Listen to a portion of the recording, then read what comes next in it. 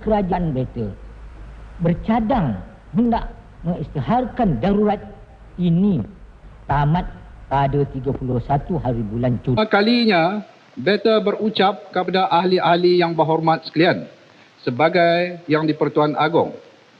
Maka, oleh itu, beta suka mengambil peluang ini berakrar bahawa beta bersama-sama dengan Raja Permaisuri Agong akan memberi sepenuh-penuh perkhidmatan kepada rakyat Persekutuan Tanah Melayu.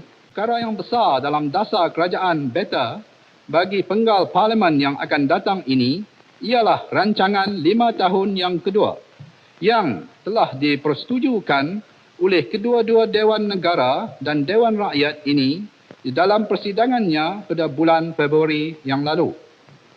Dalam rancangan itu adalah tersebut dengan jelasnya bahawa kerajaan beta bersama-sama dengan kerajaan-kerajaan negeri dan pihak-pihak berkuasa tempatan serta dengan kerjasama daripada ahli-ahli perniagaan sekalian. Bismillahirrahmanirrahim. Alhamdulillahirabbil alamin wassalatu wassalamu ala sayyidina Muhammadin asrafil anbiya wal mursalin wa ala alihi washabbihi ajmain.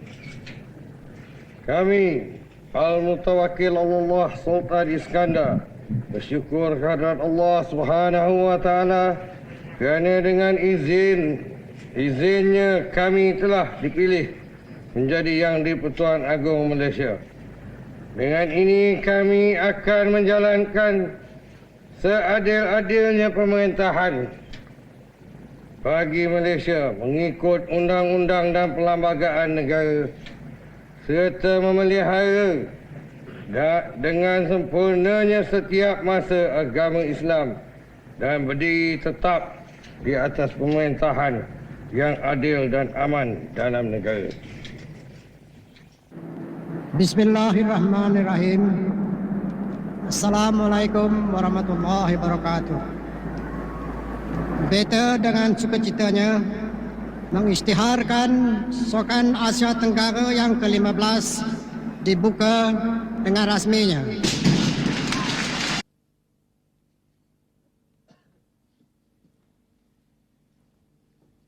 Bismillahirrahmanirrahim.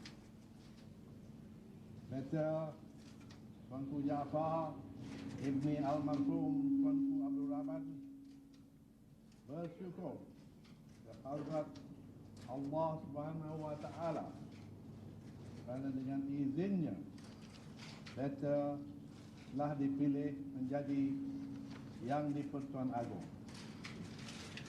Dengan ini beta akan menjalankan seadil-adilnya pemerintahan bagi Malaysia mengikut undang-undang dan perlembagaan negara serta memelihara dengan sempurna setiap masa agama Islam dan berdiri teguh di atas pemerintahan yang adil dan aman dalam negara.